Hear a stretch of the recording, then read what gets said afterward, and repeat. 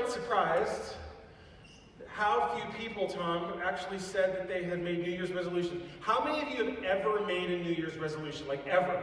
Okay, so what we're seeing is a steep drop-off. People have made New Year's resolutions. I don't really do that anymore. The reason, I think, is because we kind of feel like a fly at the glass sometimes. Do you ever feel like this? Like you can see what you want to be. You can see the changes. It's right there. And you're like flying at this, and you hit this invisible barrier like over and over, and you're crawling around trying to find the edges. Come on, there's got to be a way. It's like that scene from Bee Movie. Have you ever seen that? Where the bee's like flying into the window. Maybe this time. Maybe this time. Maybe this time. Come on, it's right there.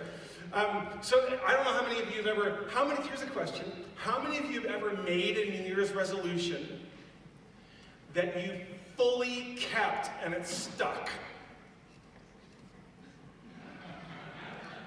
Dang. Wow. Solve world hunger. Check. Just set the bar lower. That's the secret. Really. You're trying too hard. How many of you ever made a New Year's resolution, or at least maybe you're afraid to call it that because then it's official, but you're going, you know what, I really should get back to the gym. Or I really should start exercising, that kind of thing. I've done that, especially living in our house. Oh my goodness. You know, one of the most common things that happens to me when people are introduced to my wife's baking for the first time is, I kid you not, this has probably happened to me 10 times. And they all pick the same number. That's the weird thing. They look at me and go, how are you not 600 pounds? That's usually what happens when people meet my wife's baking for the first time and decide that they want to spend time with us based on that. But I've actually decided, this in the last couple of months, actually, this is not a New Year's thing, I've actually got back to the gym quite a bit more. I had a real setback because I have a bulging disc in the bottom of my back, and so I've been seriously limited, put on some pounds, and have embraced the fact that I'm no longer in my 20s, and that this is about as fit as it's going to get, but that's okay. But what my thing about the gym is I got to choose my exercises very carefully. I don't know if you're like this, but like I've never been an endurance person. Never. I was never. In fact, when track and field came along, I was just like, oh. Because then it was because you had to do all the events to practice. Because you never know what you're going to like. No, I'm going to know what I'm not going to like. And it's not, I watch the people doing the running, I'm like, I'm not doing that. I run to the mailbox when it's raining. And I walk back, okay? You ever done this? You're running to the mailbox and then you're just like, this is stupid, I'm not running. And then you do the walk of shame on the way back and you're like, my neighbors are totally watching me right now. I do that. So, because I just don't run. I don't run. I did in track and field, I was like, shot put, I'll do that. Discus, I'll do that. So while on track and field day, it was awesome. You got the runners, doing the 3,000. That's so far. Some of those kids never came back, ever. They're still running, I'm sure of it. But like, they get the whole theme song going. It's like the Chariots of Fire. I'm like, whatever, man. Give me where's a shot put? They grab this thing, just like this is the beatnik one, right? And like, and then you flip over, they're still going. I'm like, I gotta do 3 of them? Come on, I'm tired, So, am I done? Yeah, can I leave, coach? It's like I'm going for lunch. That's it, I'm done. No, you gotta do this discus here. Oh, come on, I'm tired. They're still going. They're still like my event is long over, and they're still running. But when I got back to the gym, I couldn't do the regular workout that I normally do because of my back, right? So I tried cycling, which is cardio, and I didn't like it, and my back didn't like it either, so dodged a bullet on that one. So I decided I was going to go and I was going to hit the pool because I love the water. I love swimming. I took swimming lessons as high as I could go when I was little. That age where you get and you have to wait till you're older to take the next one. I don't know what that was. That was me. I was pretty good at it, So I decided to hit the pool and pretty excited about this thing. Yeah, it wasn't so pretty. So I slide my newly minted epic dad bod into the water with a borrowed set of goggles, and I stare at the water. It's 25 meters of unadulterated greatness ahead of me, and I get into the position. I'm going to do the front crawl, you know? So I plow through the first 25 meters like this is a piece of cake. Halfway on the way back, I'm like, oh no, I'm going to die. So I literally, my first time out, I did 6 lengths. That's it. 6 lengths. That's all. I was like literally trying to breathe. Like, that's 3 laps. Just they're back, they're back, they're back. I'm done. So I'm like an amoeba on the edge of the pool going. And it's like, I don't know what to do. I'm so tired. I feel like I'm going to die. So I'm call Shauna, you know, like, can you come pick me up? I'm like, where are you? And she had to come. I'm by the pool. I need help to the hot tub. No ladies are looking at me. I'm going to get mugged. That's how I felt. So I was like, I got to work on this. I got to work on my cardio. So I came to the pool by next workout and I did 8. See, and the reason I did 8, I was going to do 7, but then I realized that the odd number doesn't work because then you've got to walk back anyway. So it's got to be even numbers. So I decided, you know, it's 8, and then it's 10, then it's 12. I'm still just dying, and I'm thinking, I am missing something. And then I remembered my stupid sons they're just gifted at swimming naturally. They're just freaks of nature, just like. They got propellers in their feet. I don't know what it is. They just scream across the water. Like, you don't even use your feet because there's propellers. You don't even have to. So I remember thinking. I did this. I was like, how does Joel do it? And I thought, oh. And so I started working on my stroke. I'm thinking, this is probably good. I'm just like plowing through the water. Probably has something to do with it. So I work on my stroke, and sure enough, I improve drastically. I'm like, oh. This is huge. And what I realized is good swimmers aren't actually scooping water. The greatest thrust comes from the alternating of your shoulders in the front crawl. Who knew? So it made a huge difference, right? And still though, I'm up to like 20, 25, 30 lengths, you know, and I'm just dying still. I'm like, this is not good. So then I realized, I think I'm breathing wrong. And this might seem like it's easy as breathing. Breathing's not easy to master. I'm telling you, what I realize is it's my exhale. Has this ever, Brad, you're like triathlon man. You're like, breathing's huge, right? Like how you breathe. So I realized I wasn't exhaling in the water profoundly enough so that my lungs were half full of CO2, so every breath I'm like poisoning myself with this stale air, which is why I'm an amoeba at the end of the pool. So I fixed my breathing, which completely screwed up my stroke. So then, because then it was all like rhythmic, right? So then I had to master my stroke again, and now I'm still going, there has got to be more than this. So now I'm doing better, I'm still dying. And then I realized this incredible thing called pace has everything to do with it. Like I was just like tearing through the water, you know? I'm like, oh, I can go slow. I can go slower than this. This is good. Because I was going at a pace that my body could not sustain. And as soon as I just dialed it back, and there's a science to this. Because if you dial back too much, your feet start to sink. And if you go too fast, you die. So it's like, so you either die this way or you die, you know, so I'm trying to figure out this balance, and then I nail it, and then it's like so cool. Like by the end of the workout, you're like, I could do this all day, which is a total lie, but this is how you're feeling. It's the euphoria, it's the adrenaline. So I'm like, this is awesome.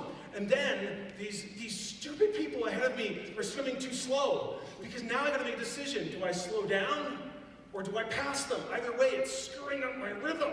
Right? I got my pace. And so this is the slow lane right over there. This is the fast lane. I don't know if that ever occurred to you. I'm not saying I'm better than you or anything, but this is the fast lane. Oh, it's just like just a lot of work. You know, but seriously, this pace thing is huge. Once I let go of, I have to go a certain speed. It was massive.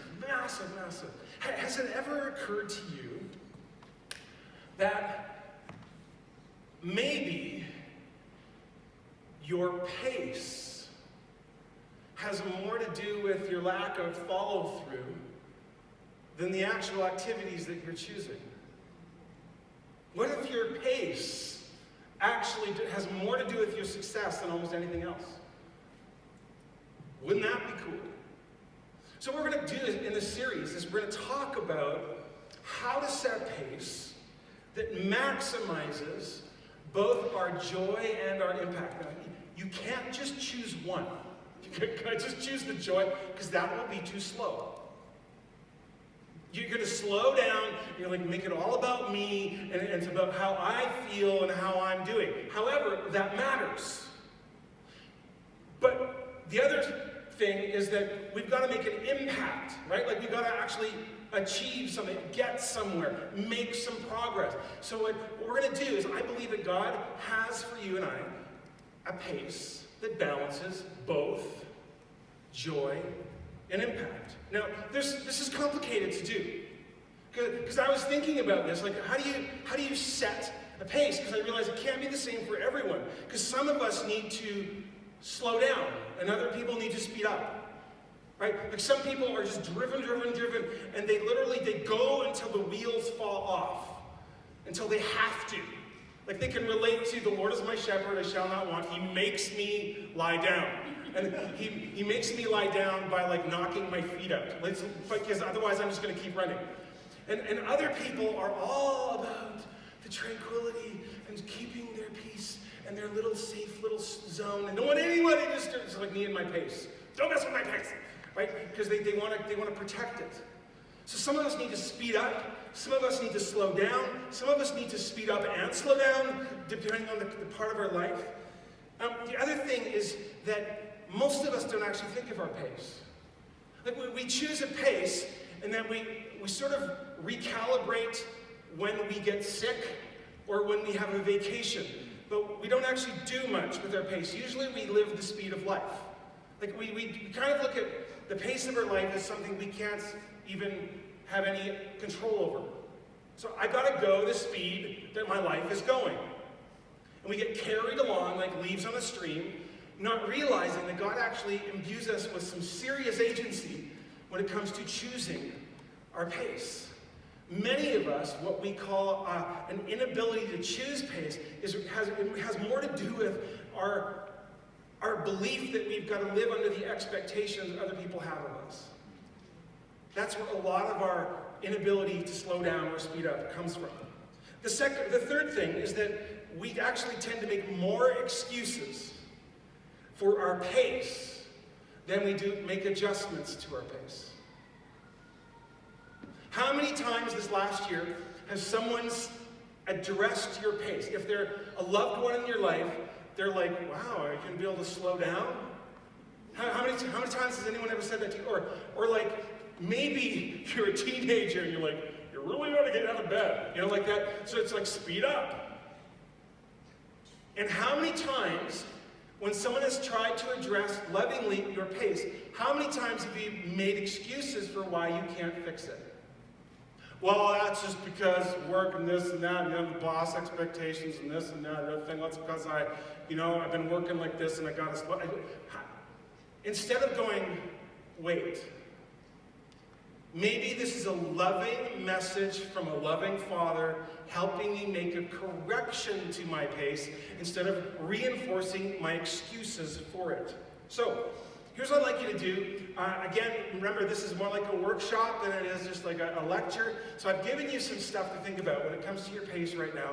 Some of you are feeling sheepish, so some of you aren't. But what I'd like you to do is turn to a couple of people around you and just talk about this. And I want you to ask each other the question, or answer the question for each other really briefly. Did your pace in 2019 maximize both your joy and your impact? Or you could talk about, I think, in other words, I was really good, accomplished a lot, but it came at the expense of, or it was really kind of slow and I feel like I'm missing out and I need some purpose. Whatever it is for you, why don't you turn to the people next to you and take 1 or 2 minutes here, go ahead and talk this out. Got really quiet. This is where you go, yay, Brad's going to stop talking. All right, we're back. Come on back.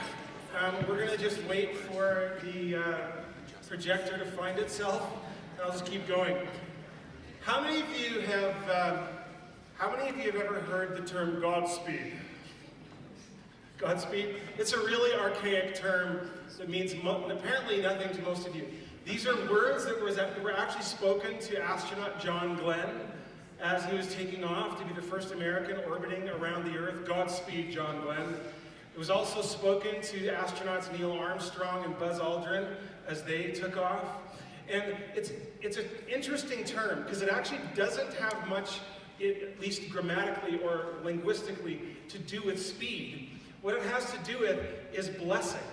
And so it actually kind of means the same thing if you're Jewish, if you'd say shalom to someone, or if you'd say God bless you. May God bless you. Safe travels, that kind of thing. Except, obviously, there's a spiritual component. But it got me thinking, Godspeed. Like, what's the speed of God? Go with God, Godspeed. So you're gonna go the speed of God. And it actually occurred to me that would be shalom. That would be peace. That would be blessing. Right? That would be amazing. Godspeed. So, are we back? Yes, Joel. Thank you. Well done. Don't touch nothing. Okay. Jesus actually knows that we're not very good at pacing ourselves. Do you know that? I don't know if this has ever occurred to you, but again, in my swimming, it became painfully obvious that I'm not very good at pacing myself. That I mostly am oblivious to my pace and the effect it's having on my own joy and impact. Jesus knows, yeah, these guys aren't very good at it. So I don't know if you've ever seen this verse in this way, but Jesus uses this kind of idea to help us. He says, "Come to me, all you who are weary and burdened, and I will give you rest." But look how the rest comes. It's not in being stationary. He says, "Take my yoke upon you and learn from me." This involves work. You'll find rest in your work. He's talking in some ways about pace. "For I am gentle and humble in heart, and you will find rest for your souls, for my yoke is easy and my burden is light." When I was little, I used to think that Jesus was saying, I'm the guy behind the guy driving the oxen, and you need to get in there, and you need to let me put this harness on you. And he's not actually saying that. He's saying, it's my yoke. Like I got an empty spot right next to me. My father, to see Jesus, didn't do anything except what his father told him to do. He didn't say anything except his father told him to say. He was, this is Tom, this is like a wizard. He arrives precisely when he means to, right? Like he's always where he needs to be. He's always at the right pace because he's submissive to his father. So Jesus is not asking us to do something he's not doing. What he's saying is, okay, you suck at this. I could leave this up to you. What I really would like you to do is just join me. Like, link yourself to me. Here's what's going to happen if you do that. There are times when you're like, oh, and you try to go ahead, and Jesus is going to hold you back. You're trying to go too fast. He's like, slow, right? And there are times you're like, I'm so tired. He's like, come on, you can do it. You can do it. He's actually going to control your pace. If you're walking with God, God's speed. I love finding things like this. And as we walk with God, and He teaches us, because we're always trying to run ahead, we're always trying to fall behind, because we're not good at pacing ourselves. We're actually going to learn through submission to Jesus the pace that will maximize both our joy and our impact. You'll find rest for your souls. You'll find that shalom, that wholeness, that peace, that joy. You need this, he says. You're going to try to run off But I tell you, if you're yoked to me, it's going to make a huge difference. You'll find out, he says, if you're yoked to me, that God's will is good. Like good. Like it's good for you. It's good. It's beneficial, that word means. And it's pleasing. You'll actually find, at first, you won't like it. But if you submit, you'll realize, okay, that's great. Right? Like it's like, okay, yeah, no, this is what life is supposed to be like. And you'll find out that his will is perfect. Now, you and I have a very different definition of perfect than they would have been carrying in the day of Jesus. In the original languages, this word perfect doesn't mean like you're evaluating it on certain criteria and it's like this perfect, pristine representation of something. What perfect actually means in the ancient languages is fulfilled, whole, full. What did Jesus promise us? He says that I am the way and the truth and the life, right? No one comes to the Father but through me. He says, I've come that you may have life and have it to that full, perfect, whole, fulfilling life. But to do that, you're going to have to let me show you how to live, he says. So here's the question that I want you to ask yourself, just sitting where you are. This is a big question. At first you're like, oh yes, I'm going to let God choose my pace. Really? Or else? You're going to let him? Really? You're going to get beyond the, yeah, okay, but that's because the sun was in my eyes, and it's because I don't really have control over it, because my boss, and because of this, and because of my wife expects, and my husband doesn't ever, and you have all, what if you laid all that to rest and said, Jesus gets to set my pace. I understand that he wants you to keep your job most of the time. Sometimes you're in a job that is not sustainable and has unrealistic expectations, and Jesus may actually get you to switch jobs. But most of us are going to stay where we are, and yet Jesus is going to mess with our pace. So here's the question. Are you willing?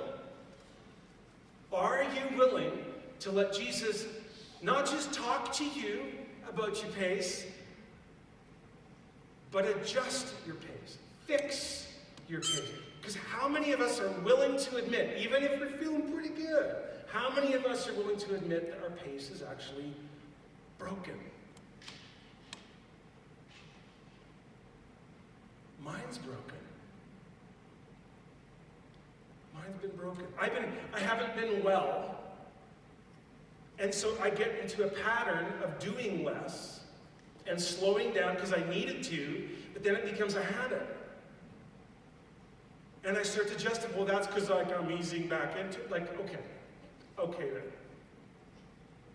What if Jesus could fix our pace? Now, the interesting thing about Jesus, we're supposed to fix our eyes on Jesus, right? The author and perfecter of our faith. And as we're doing that, what are we supposed to do?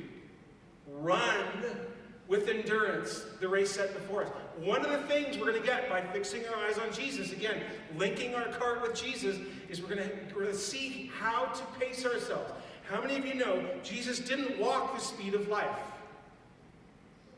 He never let other people determine his pace. He walked the speed of love, and this is the next 3 weeks. The speed of love, the speed of light, and the speed of right.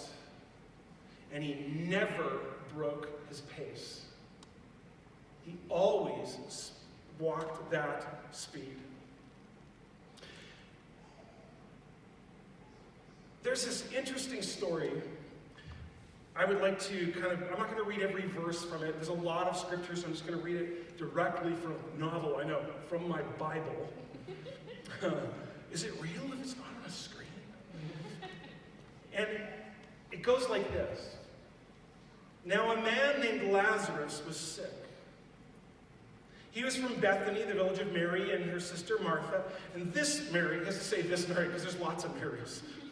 This Mary, whose brother Lazarus now lay sick, was the same one who poured perfume on the Lord and wiped his feet with her hair. So the sisters sent word to Jesus, Lord, the one you love is sick. Now remember, Jesus always walks the speed of love. He never picks a pace in which love doesn't apply. He's always walking a pace that maximizes his ability to love. Keep that in mind. The one you love is sick. They're pulling the right heartstring. They know he loves Lazarus. When he heard this, Jesus said, this sickness will not end in death. No, it's for God's glory, so that God's Son may be glorified through it. And then Jesus confirms what she asserted. Jesus loved Martha and her sister and Lazarus. Yet, when he heard that Lazarus was sick, he stayed where he was 2 more days. How would you feel? Okay, let's just pause here. How many of you ever wondered whether God could move faster? Like, when we talk about Godspeed, sometimes we think God's always late. Always late. He's either always late or he's moving way too fast, and I feel like I'm too scared to keep up. Here's one of these stories where he's moving really slow. Painfully slow. He stayed where he was 2 more days. And then after 2 days, said to his disciples, okay, let's go back to Judea. Skipping ahead a little bit, verse 14, he told them plainly, okay, so Lazarus is actually dead. And for your sake, I'm glad I was not there. For your sake. Because I'm walking the speed of love, I'm glad I was not there. So that you may believe. But let's go to him. On his arrival, Jesus found that Lazarus had already been in the tomb 4 days. So not only did he wait 2 days, he took his good old time getting there once he started moving. Bethany was less than 2 miles from Jerusalem, and many Jews had come to Martha and Mary to comfort them in the loss of their brother. And when Martha heard Jesus was coming, she went out to meet him, but Mary stayed at home. She's a little ticked. No. I'm not going. You go talk to him. Lord, Martha said to Jesus, if you had been here, my brother would not have died. How many of you ever felt like that? Where are you? Where were you? Yet, but I know that even now God will give you whatever you ask. And Jesus said to her, your brother will rise again. Martha answered, I know he'll rise again in the resurrection at the last day. And Jesus said to her, you could just say, no. I am the resurrection and the life. He who believes in me will live, even though he dies. And whoever lives and believes in me will never die. Do you believe this? And she says, yes, Lord. So then Mary gets up and she comes to the scene. Skipping ahead, Mary reached the place where Jesus was and saw him. She fell at his feet and said, Lord, if you had been here, my brother would not have died. And when Jesus saw her weeping and the Jews who had come along with her also weeping, he was deeply moved in spirit and troubled. Where have you laid him? He asked. I can just imagine this is where his voice is getting hoarse. Where have you laid him? Come and see, Lord, they replied. And Jesus wept. Then the Jews said, see how he loved him. He loves him. But some of them said, okay, yeah, but could not he who opened the eyes of the blind man have kept this man from dying? Yeah. He could have, but Jesus is walking the speed of love. What happens next? In the story, someone blurt it out. What happens next? What does Jesus do? Speak it out loud. Lazarus, come forth. Get up, right? He says, open the tomb, pull the stone away, and he calls Lazarus out. And the dead guy gets up. Lazarus hops out of the tomb, and he says, take off his grave clothes, and everyone's completely gobsmacked.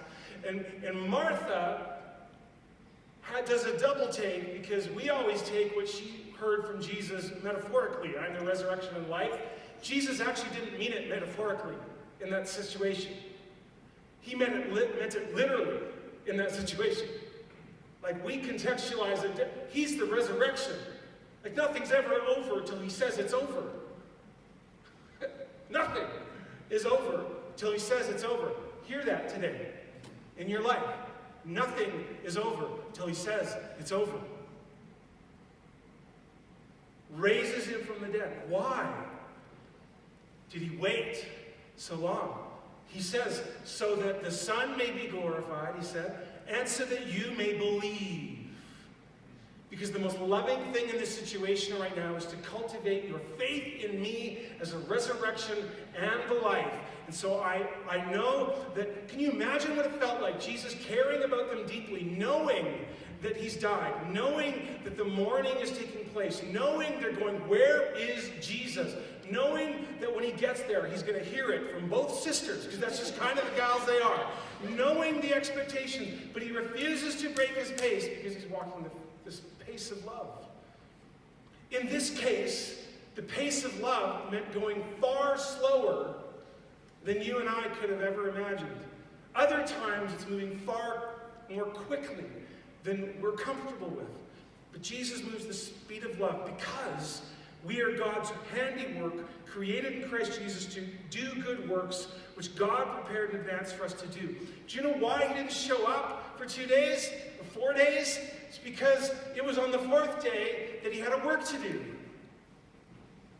What's he going to do there getting early? Like, he needs to be there on time. It looks like he's not on time, but he's on time.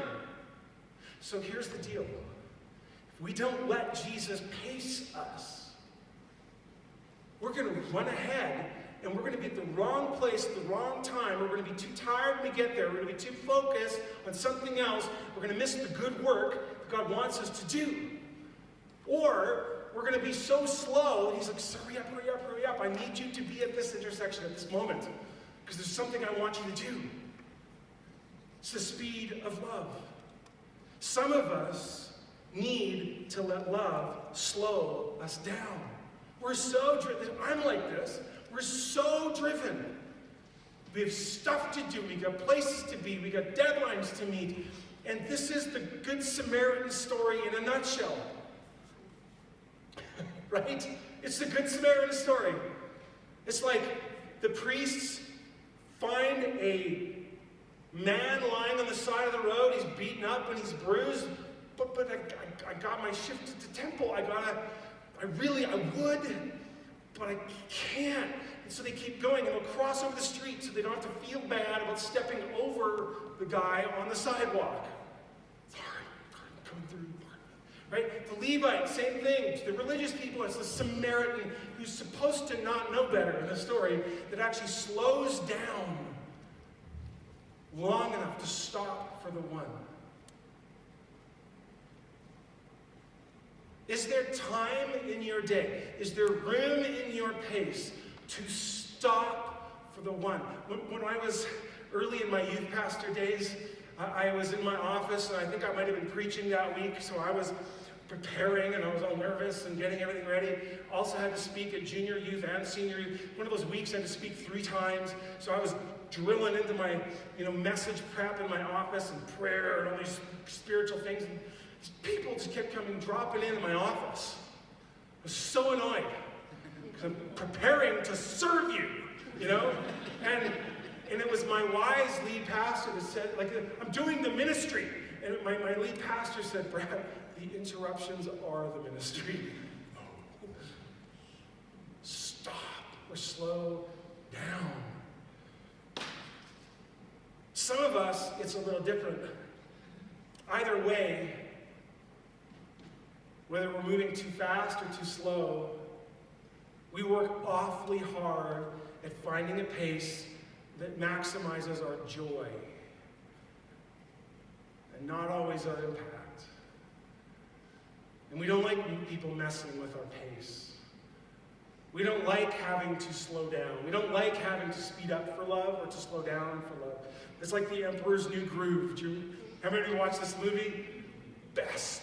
It's like in my top 10, I kid you not. It's a cartoon. Easily in my top 10. Easily in my top 10. Cusco is this emperor who's built this entire kingdom around himself, and he's got a groove, right? He's got the rhythm in which he lives his life. He's got this pace, he's got it set, he likes it, it maximizes his joy at everybody else's expense, and you don't mess with the emperor's groove. You don't mess with his groove, don't mess with the groove. Right? Otherwise, he gets so upset and you're off with your head. And you get expelled from the kingdom. And this is sometimes how we feel. It's like we're inconvenienced by these people in our lives that need love. But if loving people isn't eating up significant parts of your daytimer, like unplanned parts of our daytimer, it's time to break the groove. Like if we're not getting tangled up in other people's needs on a regular basis, it's either because we need to slow down and have to see the needs, or we need to get out of our little comfort zone and speed up and engage. Because love moments usually show up disguised as interruptions.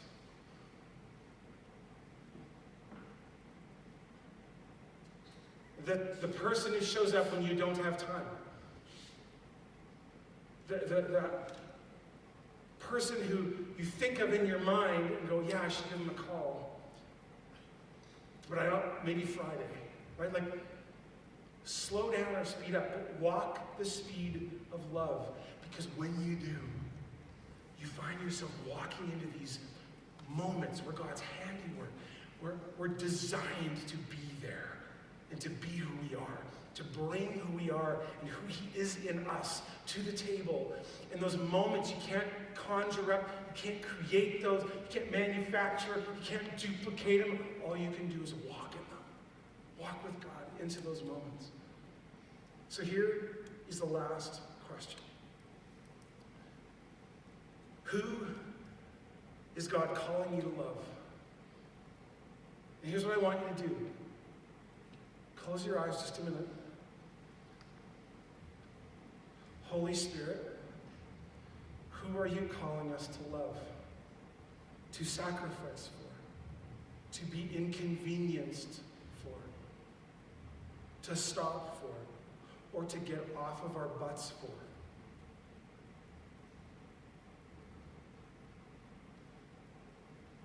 Many of us committed to let God set our pace, which means this is now an obedience issue. But I don't have time. God brought someone to your mind. I know he did. And if he hasn't yet, ask him, he will. If you choose to walk his pace and you choose to love, you will find yourself walking into a God moment that he created in advance for you to walk into. And there's no better way to find your purpose and walk in your destiny than to walk in the pace of Jesus, to walk